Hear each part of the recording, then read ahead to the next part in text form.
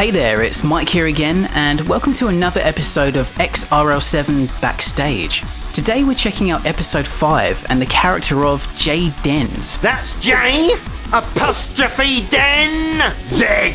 Voiced by the incredibly talented Erlend Eilertsen of Essence of Mind and Lights AM.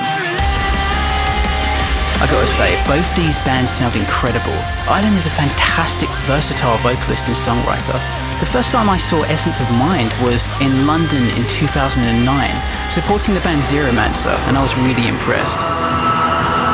It's pretty cool that years later we're working together here, and not for the first time. Erlend also did some great backing vocals on my band Mixie One's song, Don't Break Apart, along with Richard Kay, whom we heard from in the previous episode. So, one of the things that sparked this episode was the concept of musicians, quote, selling out.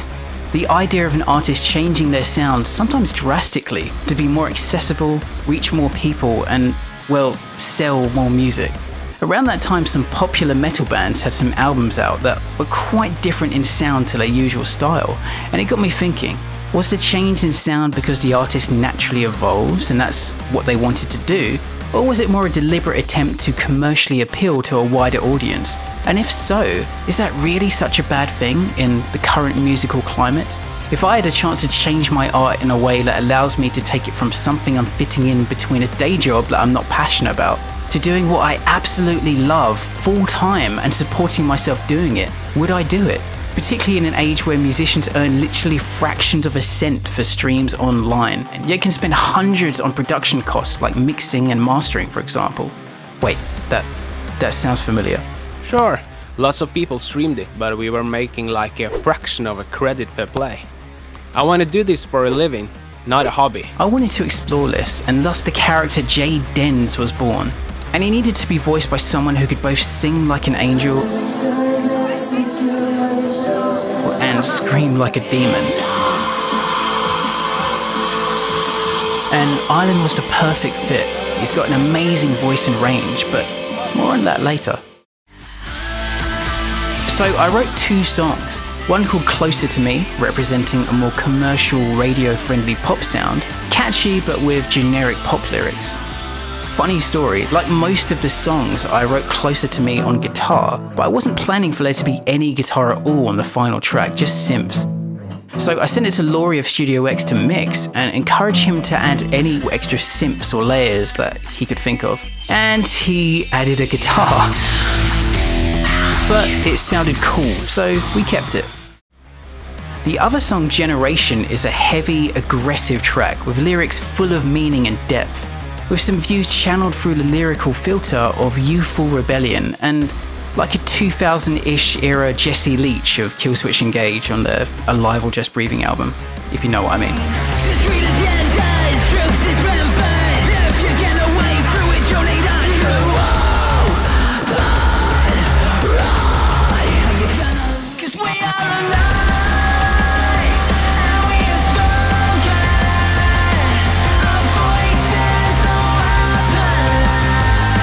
This song was mixed by Kevin Coppola, with all instrumentation performed by myself. Both songs came out really well. You know, Erlend actually performs 3 songs in the episode, as he hits up the flagship X-RL7 track, Apotheosis Man, too. This episode also has the return of Bridget Hill of Studio X doing her thing as the deadpan Tina. PJ will be out in a minute. Roggers continuing to nail it as the band manager Alfie, as always. And now let's hear from Erlend about his experiences becoming J Dens.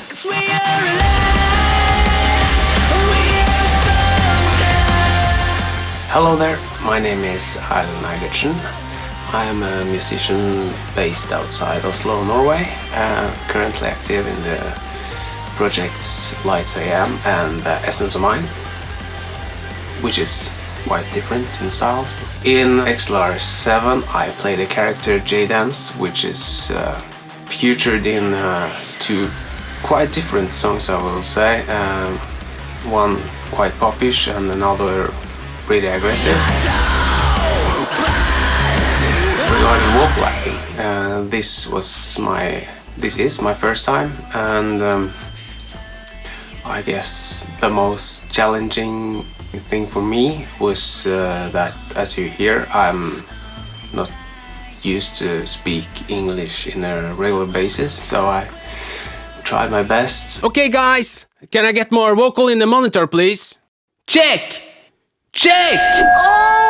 I guess I chose to talk with my normal voice, not acting out too much. Whew, you haven't changed at all.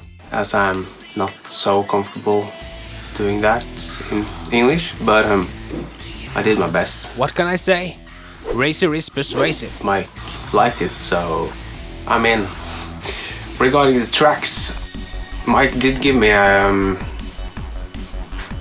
big challenge there, I think, because as I mentioned, one of the tracks is very pop oriented, quite easy in that way, just do the melodic stuff and quite clean and everything. But the other one was very aggressive, and I really had to push myself, especially since I haven't done any aggressive vocals in like 3-4 years now, I think, because I had SS Mine on the break, which had featured quite a aggressive vocal tracks along the way, and we have been touring and stuff like that, so I was used to do a lot of that before, but this time I had to push myself.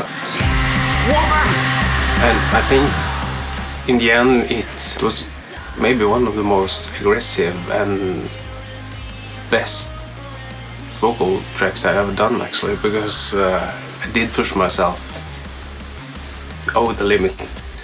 So my voice was quite puffed up in a while after, but it was worth it. Either way, I've been very happy to join this project. I think it's so creative, so cool, and hope you guys will like it as much as I do. Thank you so much for checking out the video. I hope you're enjoying the series and the music. If you like what you hear from Erlend, please do check out his bands Lights AM and Essence of Mind. He really produces amazing music. And hey, you heard that voice, right? If you would like to support X-RL7, as well as streaming music, spreading the word, subscribing, liking, commenting, etc, please consider supporting us on Patreon. It really helps us a lot, and there's some cool rewards there, like exclusive music, early access to episodes, extra behind the scenes bits and sneak peeks, and more. Thanks again, have a good one, and speak soon.